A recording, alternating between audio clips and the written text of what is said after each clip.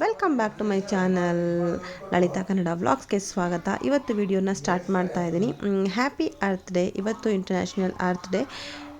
So world's greatest planet earth. So earth ಡೇನ celebrate ಮಾಡ್ತಾ ವಿಡಿಯೋನ ಸ್ಟಾರ್ಟ್ ಮಾಡ್ತಾ ಇದ್ದೀನಿ. ಲಾಸ್ಟ್ ವ್ಲಾಗ್ನಲ್ಲಿ ನೀವೆಲ್ಲ ನೋಡಿರ್ಬೋದು, Visvesvaraya Museum, Cubbon Park, boating, ಹಾಗೆ ಕಾರ್ನ್ ಮೇಳ ಎಲ್ಲ ಕಡೆ ಸುತ್ತಾಡ್ಕೊಂಡು ಬಂದಿದ್ವಿ. ಬಿಕಾಸ್ ಆಫ್ ನಮ್ಮ ಚಿಲ್ಡ್ರಿಗಳು ಮಕ್ಕಳುಗಳೆಲ್ಲ ಬಂದಿದ್ದರು ಸಮ್ಮರ್ ಹಾಲಿಡೇಸ್ಗೆ. ಸೊ ಅದಾದ ನಂತರ ನಾನು ವಿಡಿಯೋನ ಕಂಟಿನ್ಯೂ ಮಾಡೋಕ್ಕಾಗಿಲ್ಲ, ಬಿಕಾಸ್ ಆಫ್ ಎಲ್ಲಿ ಸ್ಯಾಟರ್ಡೆ ಸಂಡೇ ಕರ್ಕೊಂಡು ಹೋಗೋದು, ಮತ್ತು as usual Monday to Saturday ನಮಗೆ ಬ್ಯುಸಿ ಶೆಡ್ಯೂಲ್ ಆಗ್ತಾಯಿತ್ತು. ಹಂಗೂ 3:30-4 ಗಂಟೆ ಮೇಲೆ ಬಂದು ಅಲ್ಲಿ ಇಲ್ಲಿ ಸುತ್ತಮುತ್ತ ಸ್ವಲ್ಪ ಓಡಾಡ್ತಾ ಇದ್ವಿ. ಅದು ಅಲ್ಲದೆ ನನ್ನ ಮಗನ ಬೇರೆ ಸ್ಕೂಲ್ಗೆ ಹಾಕಬೇಕು ಅಂತ ಹೇಳಿ ಪ್ಲ್ಯಾನಲ್ಲಿತ್ತು. ಏನಕ್ಕೆ ಅಂತ ಹೇಳಿದ್ರೆ ಒಂದೇ ಸರಿ ಇಬ್ಬರಿಗೂ ಬರ್ಡನ್ ಆಗುತ್ತೆ. ಬ್ಯಾಂಗ್ಳೂರ್ನಲ್ಲಿ ಗೊತ್ತೇ ಇದೆ, ಡೊನೇಷನ್ನು ಫೀಸು ಅಂತ ಹೇಳಿ ಲಕ್ಷಾಂತರ ರೂಪಾಯಿನ ಇನ್ವೆಸ್ಟ್ ಮಾಡಬೇಕು ಓನ್ಲಿ ಫಾರ್ LKGಗೇ. ಹಾಗಾಗಿ ಸ್ಕೂಲ್ಗಳನ್ನ ನೋಡ್ತಾ ಇದ್ವಿ. ಸೊ ಸ್ಕೂಲ್ಗಳೆಲ್ಲ ನೋಡ್ಕೊಂಡು ಬಂದ್ವಿ. ಹಾಗೆಯೇ ಅಲ್ಲಿಂದ ಆದಮೇಲೆ ನಮ್ಮ ಪುಟ್ಟಿಗೆ ಒಂದು ಸ್ವಲ್ಪ ಬಟ್ಟೆ ತೊಗೊಳ್ಳೋಣ, ಡಂಗ್ರೀಸ್ ಬೇಕು ಅಂತ ಹೇಳಿದ್ಲು. ಹಾಗಾಗಿ ಹೋಗಿ ಓಮ್ ಕಲೆಕ್ಷನ್ನು ಮತ್ತು ಹಾಗೆ ವಿಶಾಲು, ಇಲ್ಲಿಗೆ ಹೋದರೆ ಸ್ವಲ್ಪ ಮಾಡರ್ನ್ ಡ್ರೆಸ್ಗಳು ಸಿಗುತ್ತೆ, ಟ್ರೆಂಡ್ಸು, ಮ್ಯಾಥ್ಸು, ಹಾಗೆ ಇನ್ನೊಂದು ಸ್ಟೈಲ್ ಯೂನಿಯನ್ ಅಂತ ಇದೆ. ಸೊ ಎಲ್ಲ ಕಡೆ ಹೋಗಿ ಒಂದಷ್ಟು ನೋಡಿಕೊಂಡು ಬಟ್ಟೆಗಳನ್ನ ತೊಗೊಂಡು ಬಂದ್ವಿ. ಅದಾದಮೇಲೆ ಇನ್ನೊಂದೆರಡು ಸ್ಕೂಲ್ಗೆ ಹೋಗಿದ್ವಿ, ಅಲ್ಲೂ ಕೂಡ ನೋಡ್ಕೊಂಡು ಬಂದ್ವಿ. ಹಾಗೆಯೇ ಎಲ್ಲ ಕಡೆ ಇವಾಗ ಡೊನೇಷನ್ ಅಂತ ಇದ್ದೇ ಇದೆ, ಫೀಸು ಅಂತ ಕೂಡ ಇದ್ದೇ ಇದೆ. ಹಾಗೆಯೇ ನನಗೂ ಸ್ವಲ್ಪ ತುಂಬಾ ಅವನಿಗೆ ಸ್ಟ್ರೆಸ್ ಕೊಡೋದು ಎಜುಕೇಷನಲ್ಲಿ ಅಂತ ಏನು ಇಷ್ಟ ಇಲ್ಲ. ಹಾಗಾಗಿ ನಾರ್ಮಲಾಗಿ CBSE ಸ್ಕೂಲ್ಗೆ ಫಸ್ಟು ತುಂಬ ಥಿಂಕ್ ಮಾಡಿದ್ದೆ, ICISIಗೆ ಸೇರ್ಸೋದ, CBSEಗೆ ಸೇರ್ಸೋದ ಅಂತ. ಬಟ್ ಒಂದು ಗ್ರ್ಯಾಂಡ್ ಇದು ತೊಗೊಂಡ್ಮೇಲೆ ಒಂದು ಕೌನ್ಸಲಿಂಗ್ ಅಂತ ಒಬ್ಬರು ಬೋರ್ಡ್ ಕೌನ್ಸಲರೇ ನಮಗೆ ಅಡ್ವೈಸ್ ಮಾಡಿದ್ರು. ಪ್ರಾಬಬಲಿ ಒಂದು 1.5 ಅವರ್ ಅವ್ರು ನಮ್ಮ ಜೊತೆ ಮಾತಾಡಿ ಫ್ರೀಯಾಗಿ ನಮಗೆ ಕೌನ್ಸಲಿಂಗ್ ಮಾಡಿದ್ರು. ಆಮೇಲೆ ನಾವು ಒಂದು ನಿರ್ಧಾರಕ್ಕೆ ಬಂದು CBSEಗೆ ಹಾಕೋಣ, ತುಂಬ ಸ್ಟ್ರೆಸ್ ಬೇಡ ಮಕ್ಕಳಿಗೆ ಅಂತ ಹೇಳಿ CBSEಗೆ ಹಾಕೋಣ ಅಂತ ಹೇಳಿ ಡಿಸೈಡ್ ಮಾಡ್ಕೊಂಡ್ವಿ. ಸ್ಕೂಲ್ ಇನ್ನೂ ಸ್ಟಿಲ್ ಡಿಸ್ಕಷನಲ್ಲಿದೆ. ಹಾಗೆಯೇ ನಮ್ಮ ಪುಟ್ಟಿ ಒಂದು ಹೇರ್ ಸ್ಟೈಲ್ ಮಾಡಿಸ್ಕೊಬೇಕು, ನಾನು ಸ್ಟೆಪ್ ಕಟ್ ಮಾಡಿಸ್ಕೊಬೇಕು, ಬಟರ್ಫ್ಲೈ ಕಟ್ಟಿಂಗ್ ಮಾಡಿಸ್ಕೊಬೇಕು ಅಂತ ಹೇಳ್ತಾ ಇದ್ಲು. ಹಾಗಾಗಿ ಇದೆಲ್ಲ ಕೂಡ ಆಲ್ಮೋಸ್ಟ್ 1 ವೀಕ್ ವೀಡಿಯೋನ ನಾನು ತೆಗಿತಾ ಇದ್ದೀನಿ. ಬಿಕಾಸ್ ಸ್ಯಾಟರ್ಡೆ ಸಂಡೇ ಒಂದು 2 ದಿನಕ್ಕೆ ನಾವು ಇವಾಗ ಮೊದಲಾದರೆ ಫುಲ್ಲು ವ್ಲಾಗ್ ಮಾಡ್ತಾಯಿದ್ದೆ. ಒಂದು ಹೋಟೆಲ್ಗೆ ಹೋಗಿ ಬಂದರೆ ಪೂರಾ ಒಂದು 20 ನಿಮಿಷದ ವೀಡಿಯೋ ಮಾಡ್ತಾಯಿದ್ದೆ. ಟು ಬಿ ಫ್ರ್ಯಾಂಕ್ ನನಗೆ ಅಷ್ಟು ಪೇಷನ್ಸ್ ಇಲ್ಲ ಇವಾಗ. ಸೊ ಇದೆಲ್ಲ ಆಫ್ಟರ್ 4 o'clockಗೆ ಮನೆ ಬಂದ ಮೇಲೆ ಒಂದು ದಿವಸ ಅವಳನ್ನ ಶಾಪಿಂಗ್ ಕರ್ಕೊಂಡು ಹೋಗೋದು, ಇನ್ನೊಂದು ದಿವಸ ಅವಳನ್ನ ಹೊರಗಡೆ ಈ ಥರ ಕಟ್ಟಿಂಗ್ ಕರ್ಕೊಂಡು ಹೋಗೋದು, ಇನ್ನೊಂದು ದಿವಸ ಏನಾದರೂ ಗೋಲ್ಗಪ್ಪ ತಿನ್ನೋಕೆ ಕರ್ಕೊಂಡು ಹೋಗೋದು, ಈ ಥರ ವೀಕ್ಲಿ ಏನೇನೆಲ್ಲ ಮಾಡಿದ್ವಿ ಅದನ್ನೆಲ್ಲ ಫುಲ್ಲು ಸೇರಿಸಿ ಒಂದು ವಿಡಿಯೋ ಮಾಡ್ತಾಯಿದ್ದೀನಿ. ಅದರಲ್ಲೂ ಮೇಲ್ಗಡೆ ಮನೆಯವ್ರ ಮಕ್ಕಳಂತೂ ಇವರಂತೂ ಫುಲ್ಲು ಸಖತ್ತಾಗಿ ಕುಳೆ ಮಾಡಿದ್ದಾರೆ. 2 ಸೆಕೆಂಡು ಕೂಡ ವೇಸ್ಟ್ ಮಾಡಿಲ್ಲ ಸಮ್ಮರ್ ಹಾಲಿಡೇಸ್ನ ಅಂತ ಹೇಳ್ಬೋದು. ಅಷ್ಟು ಚೆನ್ನಾಗಿ ಏನೇನು ಆಟ ಆಡ್ಬೋದು ಎಲ್ಲ ಆಟ ಆಡಿದ್ದಾರೆ.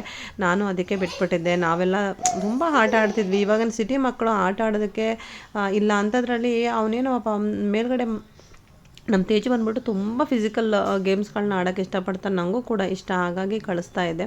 ಸೊ ಮಕ್ಕಳೆಲ್ಲ ಅವತ್ತೆಲ್ಲ ಚೆನ್ನಾಗಿ ಎಂಜಾಯ್ ಮಾಡಿದರು. ದೇಸಿ ಮಸಾಲಾಗೆ ಹೋಗಿದ್ವಿ, ಒಂದು ಒಳ್ಳೆ ಲಂಚ್ನ ಊಟ ಮಾಡ್ಕೊಂಡು ಬಂದಿದ್ವಿ. ಮೇ ಬಿ ಸಾಟರ್ಡೆ ಅನಿಸುತ್ತೆ. ಸಾಟರ್ಡೆ ಬಂದ್ಬಿಟ್ಟು ನಾವು ದೇಸಿ ಮಸಾಲ ಹೋಗಿದ್ವಿ. ಆ್ಯಸ್ ಯೂಶ್ವಲ್ ಗೊತ್ತೇ ಇದೆ. ದೇಸಿ ಮಸಾಲೆಯಿಂದ ಬಂದು ಒಂದು ಮದುವೆ ಕೂಡ ಹೋಗಿದ್ವಿ ನಾವು ಅವತ್ತು, ನನ್ನ ಹಸ್ಬೆಂಡ್ ಫ್ರೆಂಡ್ದು. ಆ ಮದುವೆ ಕ್ಲಿಪ್ಪಿಂಗ್ನ ನಾನು ವಿಡಿಯೋ ಮಾಡ್ಕೊಳ್ಳೇ ಇಲ್ಲ. ಮತ್ತು ಅದಾದಮೇಲೆ ಸಂಡೇ ಬಂದ್ಬಿಟ್ಟು ಒಂದು ಉಪನಯನ ಇತ್ತು. ಅದು ನಮ್ಮ ನೈಬರ್ ಅವ್ರದ್ದೇನೆ ಮಗಂದು ಉಪನಯನ ಇತ್ತು. ತುಂಬ ಚೆನ್ನಾಗಾಗಿತ್ತು ಪ್ರೋಗ್ರಾಮ್. ನಿಜವಾಗ್ಲೂ ನಮ್ಮ ಕಡೆ ಮೆಚೂರ್ಡ್ ಆದರೆ ಫಂಕ್ಷನ್ ಮಾಡ್ತಾರಲ್ಲ ಆ ಥರ ಉಪನಯನದ ಫಂಕ್ಷನ್ ಇಟ್ಕೊಂಡಿದ್ರು. ತುಂಬ ಗ್ರ್ಯಾಂಡಾಗಿ ಏನೇನೋ ಪ್ರೊಸೀಜರ್ಸ್ ಎಲ್ಲ ಇತ್ತು. ನಂಗೆ ತುಂಬ ಇಷ್ಟ ಆಯಿತು ಹೋಗಿ ನೋಡಬೇಕು ಅಂತ. ಬಟ್ ಏನು ಮಾಡೋದು, ನೋಡೋಕ್ಕಾಗಲಿಲ್ಲ. ನನಗೆ ಬೇರೆ ಕೆಲಸಗಳಿತ್ತು. ಇರೋದು ಒಂದೇ ಸಂಡೇ ಅಲ್ವಾ, ಏನೋ ಬೇರೆ ಕೆಲಸಗಳು ಹಾಕೊಂಡ್ಬಿಟ್ಟಿದ್ವಿ. ಆ ಕಡೆ ಹೋಗಿ ರೀಚ್ ಆಗೋ ಅಷ್ಟರಲ್ಲೇ ಟೈಮ್ ಆಗಿಬಿಡ್ತು. ಬಟ್ ಆದರೂ ಕೊನೆ ಮೇಲೆ ಒಂದಷ್ಟು ವಿಡಿಯೋ ಕ್ಲಿಪ್ಪಿಂಗ್ ಸಿಕ್ತು. ಬಟ್ ಆದರೆ ಇದೆಲ್ಲ ನನ್ನ ನೈಬರ್ ಆಲ್ರೆಡಿ ಮೊದಲೇ ಹೋಗಿದ್ರಲ್ವ, ಅವರು ಮಾಡಿಟ್ಕೊಂಡಿದ್ರು. ಅವರಿಂದ ಈ ವಿಡಿಯೋಸ್ ಎಲ್ಲ ಸೆಂಡ್ ಮಾಡಿಸ್ಕೊಂಡೆ. ತುಂಬಾ ಆಶ್ಚರ್ಯ ಅನ್ನಿಸ್ತು. ಅಮ್ಮನ ತೊಡೆ ಮೇಲೆ ಕೂತ್ಕೊಂಡು ಊಟ ಮಾಡಿಸೋದು ಮತ್ತು ಏನೋ ಬಳ್ಳಿ ಎಲ್ಲ ಸುತ್ತೋದು ಒಂಥರ ಹೊಸದನ್ನಿಸ್ತು. ಬಟ್ ನೋಡೋಕ್ಕೆ ತುಂಬ ಚೆನ್ನಾಗಿತ್ತು. ಒಂಥರ ಪಾಸಿಟಿವ್ ವೈಬ್ಸ್ ಬರ್ತಾಯಿತ್ತು ಅಂತ ಹೇಳ್ಬೋದು. ಹಾಗೆಯೇ ನಮ್ಮ ಇಡೀ ಅಪಾರ್ಟ್ಮೆಂಟ್ ಅವರೆಲ್ಲ ಹೋಗಿದ್ವಿ. ಎಲ್ಲರೂ ಒಂದು ಕಡೆ ಸೇರಿಸಿ ಫೋಟೋ ತೊಗೊಳೋದಿದೆಯಲ್ಲ, ಮಕ್ಕಳೆಲ್ಲ ಸೇರಿ ಎಂಜಾಯ್ ಮಾಡೋದು, ಅದ್ರ ಖುಷಿನೇ ಬೇರೆ. ಇಲ್ಲೂ ಕೂಡ ಅಷ್ಟೇ ಮಕ್ಕಳುಗಳೆಲ್ಲ ಅವರು ಎಂಜಾಯ್ ಮಾಡ್ತಾಯಿದ್ರು. ನಾವು ಕೂಡ ಊಟ ಮಾಡ್ಕೊಂಡು ನಾವು ಒಂದು ಸ್ವಲ್ಪ ಹೊತ್ತು ಟಾಕ್ ಟೈಮ್ ಅಂತ ಹೇಳ್ಕೊಂಡು ಮಾತಾಡ್ಕೊಂಡು ಕೂತಿದ್ವಿ. ಮತ್ತು ಅಲ್ಲಿಂದ ನಮಗೆ ಬೇರೆ ಒಂದು ಪಾರ್ಕ್ ಹೋಗೋ ಪ್ಲ್ಯಾನ್ ಇತ್ತು. ಬಟ್ ಏನಾಯಿತು ಅಂದರೆ ಅಲ್ಲೇ ಒಂದು ಆಲ್ಮೋಸ್ಟ್ 3:30 ಆಗೋಯಿತು. ಇನ್ನು ಫುಲ್ಲು ಮಳೆ ಬರೋಕ್ಕೆ ಸ್ಟಾರ್ಟ್ ಆಯಿತು. ಇನ್ನು ಹೋದ್ರೂ ಮಳೆಗೆ ಸಿಗಾಕೊತೀವಿ, ಅಲ್ಲಿ ನೋಡೋದಕ್ಕೂ ಆಗಲ್ಲ. ಎಲ್ಲದಕ್ಕಿಂತ ಹೆಚ್ಚಾಗಿ ಫುಲ್ಲು ಎಲ್ಲ ಊಟ ಮಾಡಿ ಬ್ರಾಹ್ಮಣರ ಮನೆ ಊಟ ಅಂದರೆ ಚೆನ್ನಾಗಿ ಊಟ ಮಾಡಿ ನಿದ್ದೆ ಇಳಿಯಂಗೆ ಆಗ್ತಿತ್ತು. ಯಾರು ಜಾತ್ರೆಗೆ ಹೋಗೋ ಮೂಡಲ್ಲೇ ಇರಲಿಲ್ಲ ಎಕ್ಸಿಬಿಷನ್ಗೆ. ಸೊ ಹಾಗಾಗಿ ಅದನ್ನು ಕ್ಯಾನ್ಸಲ್ ಮಾಡಿಕೊಂಡು ಮತ್ತೆ ಮನೆಗೆ ರಿಟರ್ನ್ ಆದ್ವಿ. ತುಂಬಾ ಚೆನ್ನಾಗಿತ್ತು. ಒಂದು ವೀಕ್ ಫುಲ್ಲು ನನಗೆ ಮ್ಯಾಕ್ಸಿಮಮ್ ನಂಗೆ ಟೈಮೇ ಇಲ್ಲ ಹೇಳಬೇಕು ಅಂದರೆ. ಬೆಳಗ್ಗೆಯಿಂದ ಸಂಜೆವರೆಗೂ ಸಂಜೆ ಬಂದ ತಕ್ಷಣ ಓಡಾಟ, ಈ ಥರ ಫುಲ್ಲು ಬ್ಯುಸಿ ಶೆಡ್ಯೂಲೇ ಆಗೋಯಿತು. ಸ್ಕೂಲಿಂದ ಬಂದ ತಕ್ಷಣ ಹೊರಗಡೆ ಹೋಗೋದು, ಹೊರಗಡೆಯಿಂದ ಮನೆಗೆ 10 ಗಂಟೆಗೆ ಬಾ ಮಲಗು, ಮತ್ತು ಬೆಳಗ್ಗೆ ಎದ್ದೇಳು ಮತ್ತು ಹೋಗು, ಈ ಥರನೇ. ಇದರ ಮಧ್ಯದಲ್ಲಿ ಈ ಥರ ಒಂದು ಫಂಕ್ಷನ್ಸು, ನಮ್ಮ ಅಕ್ಕಪಕ್ಕದವರೇ ಇರೋರು, ಅವ್ರ ಜೊತೆ ಹೋಗೊಂದು ಫಂಕ್ಷನ್ ಅಟೆಂಡ್ ಮಾಡಿ ಮಾತಾಡಿಕೊಂಡು ಎಲ್ಲ ಇರೋದು ತುಂಬಾ ಚೆನ್ನಾಗಿರ್ತಿತ್ತು. ಚೆನ್ನಾಗಿ ಅನ್ನಿಸ್ತು. ಇನ್ನು ಮಕ್ಕಳಂತೂ ಕೇಳಲೇಬೇಡ, ಅವ್ರ ಗ್ಯಾಂಗ್ಗಳೆಲ್ಲ ಇವನ್ ದೇಸಿ ಮಸಾಲಕ್ಕೂ ಕೂಡ ನಮ್ಮ ನೈಬರ್ಸ್ ಎಲ್ಲ ಸೇರಿಕೊಂಡೇ ಹೋಗಿದ್ವಿ. ಇಲ್ಲಿಗೂ ನೈಬರ್ಸ್ ಸೇರಿಸಿದ್ವಿ. ಇವ್ರು ನೋಡಿ, ಇವ್ರು 3 ಜನ ಮಾಡಿರೋ ಅಷ್ಟು ಕೂಳೆ ಯಾರೂ ಮಾಡಿಲ್ವೇನೋ, ಅಷ್ಟು ಸಖತ್ತಾಗಿ ಏನೇನು ಆಟ ಇದೆ. ನಾವು ಚೈಲ್ಡ್ಹುಡ್ಡಲ್ಲಿ ಆಡಿರೋದನ್ನ ಸುಮಾರು ಆಟಗಳನ್ನ ಆಡಿದ್ದಾರೆ. ಬಟ್ ನನಗೆ ವಿಡಿಯೋ ಕ್ಲಿಪ್ಪಿಂಗ್ ತೊಗೊಳಕ್ಕಾಗಿಲ್ಲ.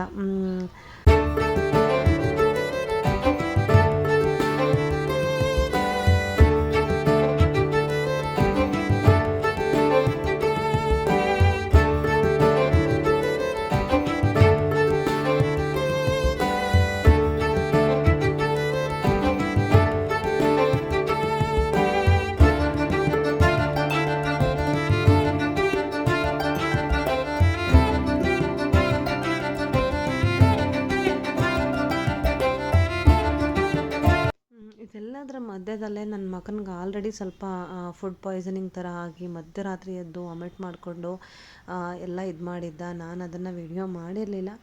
ಅದಾದ ನಾಳೆಗೇ ಮತ್ತೆ ಪಾಪುಗೆ ವಾಮಿಟಿಂಗ್ ಸ್ಟಾರ್ಟ್ ಆಯಿತು. ಕಂಟಿನ್ಯೂಸ್ಲಿ ಒಂದು 6-7 ಟೈಮ್ಸು ವಾಮಿಟ್ ಮಾಡಿದ್ದಾಳೆ. ಮಧ್ಯರಾತ್ರಿ ಒಂದು 2 ಗಂಟೆಯಲ್ಲಿ ಎದ್ದು ಕೂತ್ಕೊಂಡವಳು ಪಾಪ.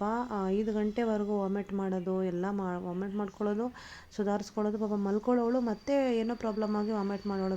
ಏನೇ ರೀಸನ್ನು ಅಂದರೆ ಸಿಕ್ಕಿದ್ದು ಏನಾದರೂ ಎಷ್ಟೇ ಅವಳನ್ನ ನೋಡ್ಕೊಂಡ್ರು ಏನಾದ್ರೂ ಬಾಯಿಗೆ ಹಾಕೊಂಡ್ಬಿಡ್ತಾಳೆ, ಏನಾದ್ರೂ ತಿಂದ್ಬಿಟ್ಟಿರ್ತಾಳೆ, ಕುಡಿದ್ಬಿಟ್ಟಿರ್ತಾಳೆ. ನಮಗಂತೂ ಅವಳನ್ನ ನೋಡ್ಕೊಳ್ಳೋದೇ ಒಂದು ದೊಡ್ಡ ಸಮಸ್ಯೆ. ಬಟ್ ನಮ್ಮ ರಾಗುಗಂತೂ ಏನೋ ಸ್ವಲ್ಪ ಫುಡ್ ಪಾಯ್ಸನಿಂಗ್ ಆಗಿತ್ತು. ಏನೋ ಒಂದು ದೇಸಿ ಮಸಾಲಕ್ಕೆ ಹೋದರೆ ಬರೀ ಸಂಡಿಗೆನಲ್ಲೇ ಹೊಟ್ಟೆ ತುಂಬಿಸಿದ್ದಾನೆ. ಅಷ್ಟು ಸಂಡಿಗೆ, ಹಪ್ಪಳ, ಈ ಥರದ ಐಟಮ್ಸು, ಕುರುಕುಲು ಐಟಮ್ಸೇ ತಿನ್ಬಿಟ್ಟಿದ್ದ. ಹಾಗಾಗಿ ಹಂಗಾಗಿತ್ತು. ಇವಳು ಅದೇ ಮಾಡಿದ್ಲು. ಬಟ್ ಇವಳೊಂದು ಸ್ವಲ್ಪ ಅದು ಇದು ತಿನ್ಬಿಡೋದು, ವಿಕ್ಸ್ ಇದ್ರೂ ಹಚ್ಕೊಂಡ್ಬಿಡೋದು, ಒರಣೆ ತೊಗೊಂಡು ಹಚ್ಕೊಂಡು ಕೂತ್ಕೊಳ್ಳೋದು, ಈ ಥರ ಕೆಲಸ ಎಲ್ಲ ಮಾಡ್ತಾಳೆ.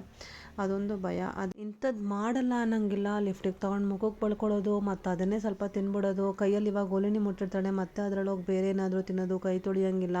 ಐಸ್ ತೊಗೊಂಡು ಕಾಲಿಗೆ ಎಲ್ಲ ಸವರ್ಕೊಳ್ಳೋದು, ಮತ್ತು ಅದನ್ನೇ ಬಾಯಿಗೆ ಹಾಕೊಳ್ಳೋದು.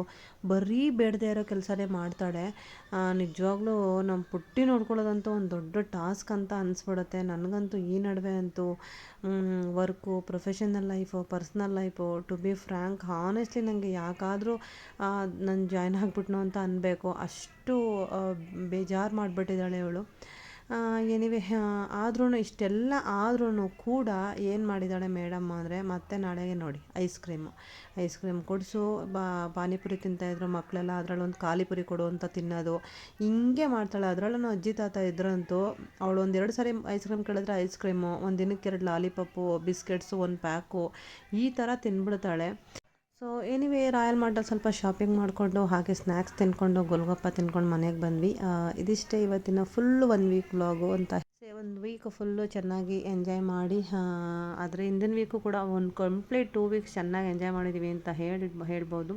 ಹಾಗೆಯೇ ಹೋಗಬೇಕಾದ್ರೂ ಕೂಡ ನಾನು ವೀಡಿಯೋ ಮಾಡ್ಕೊಳಕ್ಕಾಗಲಿಲ್ಲ. ಮಕ್ಕಳೆಲ್ಲ ಆಲ್ರೆಡಿ ಹೋದರು. ಇವಾಗ ಆಲ್ರೆಡಿ ಒಂಥರ ಲೋನ್ಲಿ ಫೀಲ್ ಆಗ್ತಾ ಇದೆ. ಎನಿವೇ, ಅಷ್ಟು ದಿನ ಚೆನ್ನಾಗಿ ಎಂಜಾಯ್ ಮಾಡಬೇಕು ಅಂತಾರಲ್ಲ, ಹಾಗೆ ಒಳ್ಳೆ ಮೆಮೊರೀಸ್ನ ಕಲೆಕ್ಟ್ ಮಾಡಿದೆ. Thank you.